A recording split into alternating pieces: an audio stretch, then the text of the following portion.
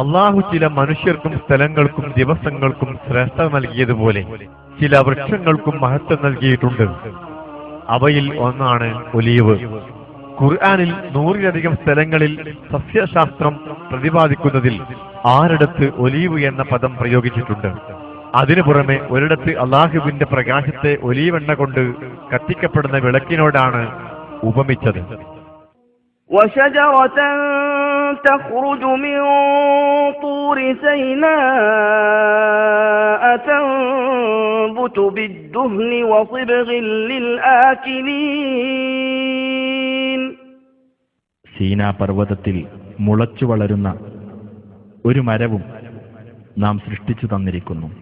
എണ്ണയും ഭക്ഷണം കഴിക്കുന്നവർക്ക് കറിയും അതുൽപ്പാദിപ്പിക്കുന്നു. അനുഗ്രഹീത വൃക്ഷമായ ഒലീവിന്റെ ഉൽപ്പത്തിയും ഒരു അനുഗ്രഹീത പർവ്വതമായ സീനാ പർവ്വതത്തിലാണ് എന്നാണ് ഖുർആൻ പറയുന്നത്. ശ്യാമിലെ സീനാ പർവ്വതത്തിൽ വെച്ച് തന്നെയാണല്ലോ അള്ളാഹു മൂസാ നബിയോട് സംസാരിച്ചതും. മനുഷ്യർക്ക് വിളക്ക് കത്തിക്കാനുള്ള എണ്ണയും ഭക്ഷണ സാധനങ്ങൾക്കുള്ള കറിക്കൂട്ടും ഔഷധങ്ങളും അത് പ്രദാനം ചെയ്യുന്നുണ്ട്. ഇതിന്റെ പ്രയോജനങ്ങളെ മുൻനിർത്തിയാകാം അള്ളാഹു ഇതിനെ കൊണ്ട് സത്യം ചെയ്തത്. والتين والزيتون وطور سينين. അത്തിയും ഒലീവും സീനാ പർവ്വതവും. ഇബ്നു അബ്ബാസ് റളിയല്ലാഹു അൻഹു പറഞ്ഞതായി ഖുർത്തുബി ഉദ്ധരിക്കുന്നു. ഒലീവ് കൊണ്ട് അനവധി പ്രയോജനങ്ങളുണ്ട്. അത് വെളിച്ചവും കറിയും എണ്ണയും ഇന്ധനവും നൽകുന്നു. പ്രയോജനമില്ലാത്ത യാതൊന്നും അതിലില്ല. ഭൂമുഖത്ത് ആദ്യമായി മുളച്ച വൃക്ഷം അതാണ്. പ്രളയത്തിന് ശേഷം ആദ്യമായി മുളച്ചതും അതുതന്നെയാണ്. പ്രവാചകന്മാരുടെ ഭവനങ്ങളിലും വിശുദ്ധ സ്ഥലങ്ങളിലും വളർന്ന ഈ മരത്തിന്റെ അനുഗ്രഹത്തിനു വേണ്ടി 70ഓളം പ്രവാചകന്മാർ പ്രാർത്ഥിച്ചിട്ടുണ്ട്. ലോകത്തുള്ള എല്ലാ സസ്യങ്ങൾക്കും ഒരു ജന്മനാടുണ്ടാകും. പിന്നീട് അവിടെ നിന്ന് അനുയോജ്യമായ സ്ഥലങ്ങളിലേക്ക് അതിന്റെ കൃഷി വ്യാപിക്കുകയാണ് പതിവ്. ഖുർആനിൽ സീനാ പർവ്വതത്തിൽ നിന്ന് പുറത്തു വന്ന വൃക്ഷം എന്ന പ്രയോഗത്തിൽ നിന്ന് ഒലീവിന്റെ ജന്മഗേഹം അവിടെയാണെന്ന് ഗ്രഹിക്കാനാകും. പിന്നീട് അവിടെ നിന്ന് ഇതിന്റെ കൃഷി വ്യാപിക്കുകയും ഇപ്പോൾ മെഡിറ്ററേനിയൻ മേഖലയിലുള്ള Spain, Italy, Greece, Portugal, Tunisia, തുർക്കി തുടങ്ങിയ രാജ്യങ്ങളിലെല്ലാം ഒലീവ് ധാരാളമായി ഉൽപ്പാദിപ്പിക്കപ്പെടുന്നുണ്ട്. അതിപുരാതന കാലം മുതൽ തന്നെ ഒലീവ് സമാധാനത്തിന്റെ ചിഹ്നമായി ഉപയോഗിച്ചു വരുന്നുണ്ട്. ഒലീവിന്റെ ഇല സമാധാന ചിഹ്നം എന്നതിലുപരി കാലിത്തീറ്റ നിർമ്മാണം പോലുള്ള രംഗങ്ങളിൽ വ്യവസായ പ്രാധാന്യം അർഹിക്കുന്നത് കൂടിയാണ്.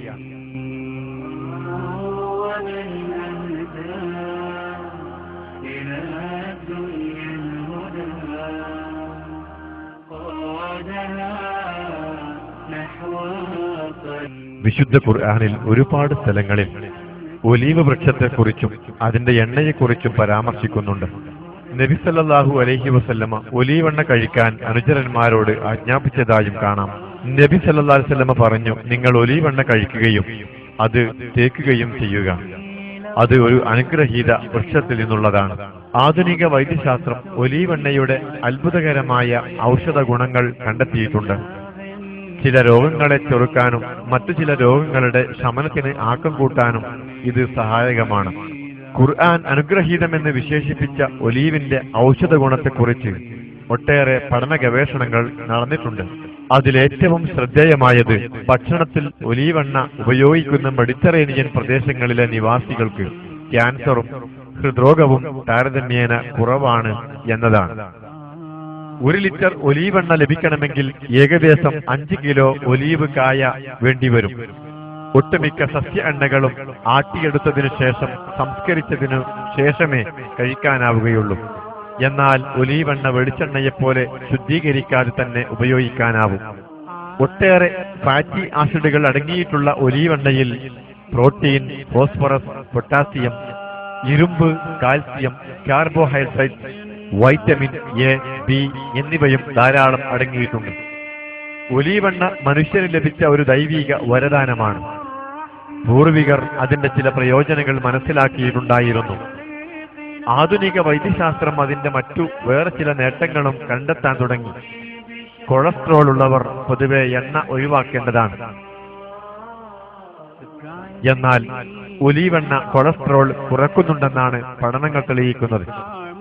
പ്രമേഹം, രക്തസമ്മർദ്ദം, ചിലയിനം ക്യാൻസറുകൾ എന്നിവയ്ക്കെല്ലാം ഒലീവ് ഫലപ്രദമായ ഔഷധം തന്നെയാണ്.